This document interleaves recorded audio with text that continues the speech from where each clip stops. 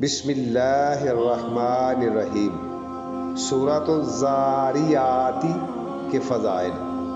سورۃ الذاریات مکی سورت ہے، اس میں 60 آیات اور 3 رکوع ہے۔ یہ تلاوت کی ترتیب کے اعتبار سے 51 نمبر سورت ہے۔ ذاریات کا معنی ہے ذرات اور بخارات اڑانے والی ہوائیں۔ اس سورت کی پہلی آیت میں ان ہواؤں کی قسم کھائی گئی ہے، اس لیے اس سورت کا نام سورہ ذاریات ہے۔ اس سورت کے شروع میں اللہ تعالیٰ نے ہواؤں کی قسموں کا ذکر فرما کر قیامت کی یقین دہانی کرائی ہے۔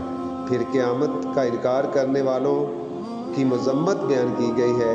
اہل جنت کی صفات اور عمدہ انجام کا ذکر ہے۔ پرہیزگاروں کے لیے اللہ تعالیٰ کی خصوصی رحمت اور ان کی عظیم صفات کا بیان ہے، جنہیں اختیار کرنے کی وجہ سے وہ سرخرو ہوئے۔ اس لیے ہمیں اللہ تعالیٰ کی رضا کے حصول کی طرف دوڑنا چاہیے۔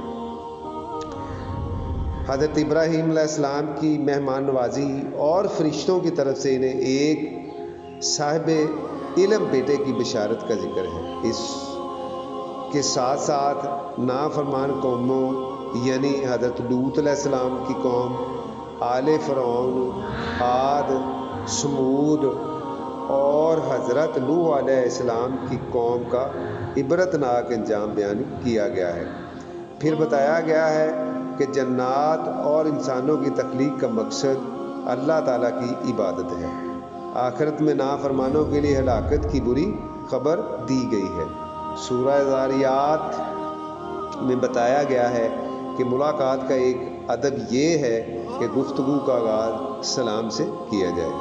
نیک اعمال کرنا، رات میں عبادت کرنا، مغفرت مانگنا، ضرورت مندوں پر خرچ کرنا اور اللہ تعالیٰ کی نشانیوں پر غور و فکر کرنا پرہیزگاروں کی صفات ہیں۔ یہ صفات سورہ ذاریات میں بیان کی گئی ہیں۔